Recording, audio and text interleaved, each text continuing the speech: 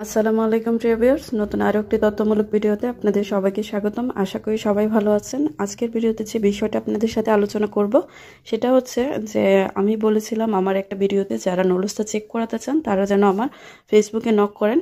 সেখানে আপনার নুডলসটার ছবিটা পাঠালে আমি বলে দেবো যে আপনার নুডলসটা কি অরিজিনাল নাকি ফেক। তারই ভিত্তিতে কিন্তু অনেক ভাই আমার কাছে নুডলসটা পাঠিয়েছে, সেগুলো কি অরিজিনাল ছিল নাকি ফেক ছিল সেটাই আপনাদের সাথে শেয়ার করব। আর দ্বিতীয়ত যে বিষয়টা সেটা হচ্ছে ভিএফএক্স গ্লোবাল থেকে যে একটা আপডেট দেওয়া হয়েছে অ্যাপয়েন্টমেন্ট সম্পর্কে, সেখানে কি বলা হয়েছে সেটাই আপনাদের জানানোর চেষ্টা করব। তো ভিডিও শুরু করার আগে বলতে চাই, যারা আমার চ্যানেলে নতুন প্লিজ চ্যানেলটা সাবস্ক্রাইব করে দেবেন, আর যারা ইতিমধ্যে করেছেন তাদেরকে অসংখ্য ধন্যবাদ। তো প্রথম বিষয় সেটা হচ্ছে যে আমি আমার লাস্ট একটা ভিডিওতে বলেছিলাম আমার ফেসবুকে নক করার জন্য যারা নুডলসটা চেক করাতে চান। তো তারই প্রেক্ষাপটে অনেক ভাই আমাকে নুডলসটা পাঠাইছে চেক করার জন্য। তো আমি বেশিরভাগ নুডলসটা পেয়েছি অরিজিনাল, যেগুলো হচ্ছে 2023 এবং 2024-এর। কেউ পাইছে 2023 সালে আর কেউ পাইছে 2024 সালে। তো নুডলসগুলো সব একই ক্যাটাগরির ছিল, এলকিউ ক্যাটাগরির। সবগুলো নুডলসটা একই রকমের ছিল, তার মানে হচ্ছে প্রিন্টটা বা লেখাগুলা বা তাদের লোগোটা সব এক ছিল।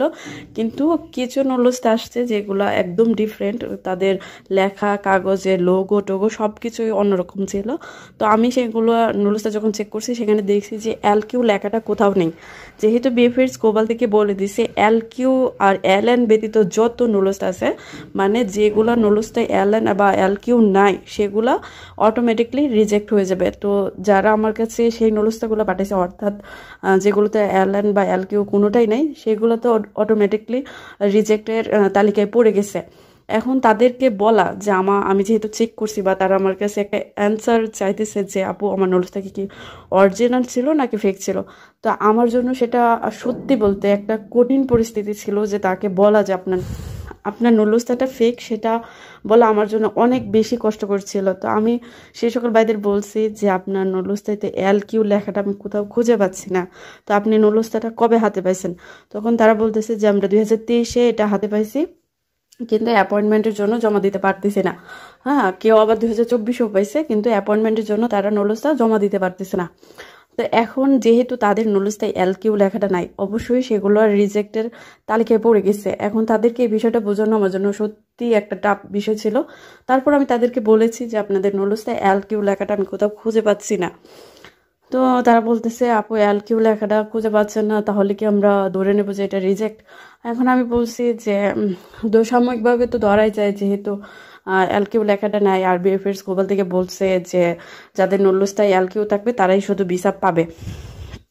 এখন বাকি যত নুডলসটা আমি চেক করেছি সেগুলো একদমই অরিজিনাল ছিল, এলকিউ লেখাটাও ছিল। আর তো এটাই হচ্ছে বিষয়। আর দ্বিতীয়ত আরেকটা বিষয় আমি যেটা জানছি সেটা হচ্ছে অধিকাংশ মানুষের নুডলসটাই অরিজিনাল, তবে কিছু মানুষ নাকি নুডলসটা অরিজিনাল থাকা সত্ত্বেও ভিসা পাচ্ছে না, কারণ ছোটোখাটো বিষয়েও নাকি প্রেপোত্তরিয়াতে মালিকদের যাচাই বাছাই চলতেছে, যার কারণে অনেকে নুডলসটা অরিজিনাল কিন্তু ভিসা পাচ্ছে না, শুধু বলে দিচ্ছে যে আপনার এই ডকুমেন্টসটা লাগবে বা আপনাকে এগুলো জমা দিতে হবে, এই ডকুমেন্টসগুলো জমা দিতে হবে, তাহলে আপনি ভিসা পাবেন।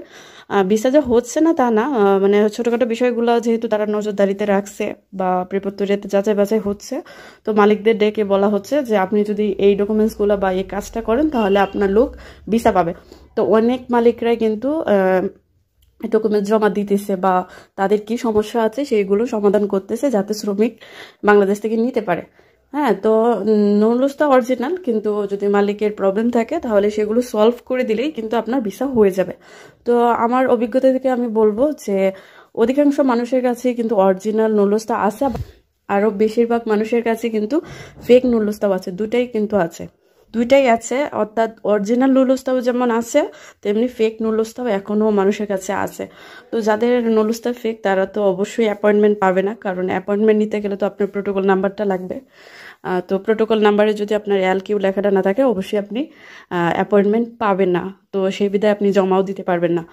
আর দ্বিতীয় বিষয়টায় যদি আসি, সেটা হচ্ছে যে ভিএফএক্স গ্লোবালের ওয়েবসাইট থেকে নতুন করে অ্যাপয়েন্টমেন্টের একটা আপডেট দিছে তারা। সেই আপডেটে বলা হয়েছে 1 ডিসেম্বর থেকে 19 ডিসেম্বর পর্যন্ত অ্যাপয়েন্টমেন্ট স্লট খোলা থাকবে। যারা ফ্যামিলি আর ট্যুরিস্ট ভিসার জন্য অ্যাপয়েন্টমেন্ট নিতে চাচ্ছেন তারা শুধু এই অ্যাপয়েন্টমেন্ট স্লটগুলো বুকিং করতে পারেন। অন্যথায় যারা ওয়ার্ক পারমিটের জন্য অ্যাপয়েন্টমেন্টের আশা করতেছেন তারা কিন্তু পারবেন না। এটা শুধুমাত্র ফ্যামিলি এবং ট্যুরিস্টদের জন্য, অ্যাপয়েন্টমেন্টের জন্য অপেক্ষা করতেছেন তারা 1 ডিসেম্বর থেকে অ্যাপয়েন্টমেন্ট স্লট যেহেতু খুলে দিয়েছে আপনারা বুকিং করতে পারেন।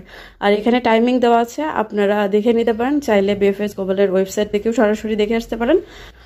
আর অবশ্যই তারা বলে দিয়েছে থার্ড পার্টির কাছে কোনো রকম প্রতারিত না হওয়ার জন্য, কারণ এই অ্যাপয়েন্টমেন্ট স্লটগুলো বুকিং করতে কোনো রকম টাকা পয়সা লাগে না, সম্পূর্ণ ফ্রিতে আপনারা করতে পারবেন।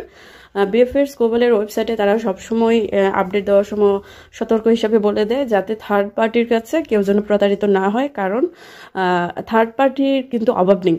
হ্যাঁ, বিএফএস গ্লোবালের আশেপাশে অনেক এজেন্সি আছে যারা টাকার বিনিময়ে অ্যাপয়েন্টমেন্ট স্লট বুকিং করে। তো আপনারা সেখানে যাবেন না, আপনারা বাসায় বসে থেকে, অর্থাৎ আপনারা নিজেরাই ফ্রিতে অ্যাপয়েন্টমেন্ট নিতে পারবেন। তো আশা করি আপনারা বিষয়গুলো বুঝবেন। এটাই হচ্ছে বিএফএস গ্লোবালের লাস্ট আপডেট। আশা করতেছি তারা সামনে ওয়ার্ক পারমিটের জন্য কিছু আপডেট দিবে, আমরা সে পর্যন্ত অপেক্ষাই করতে পারি, এছাড়া আমাদের করার মতো কিছুই নেই। আর যারা মনে করেন এখন ভিসা পাচ্ছে তাদের জন্য অবশ্যই শুভকামনা রইল।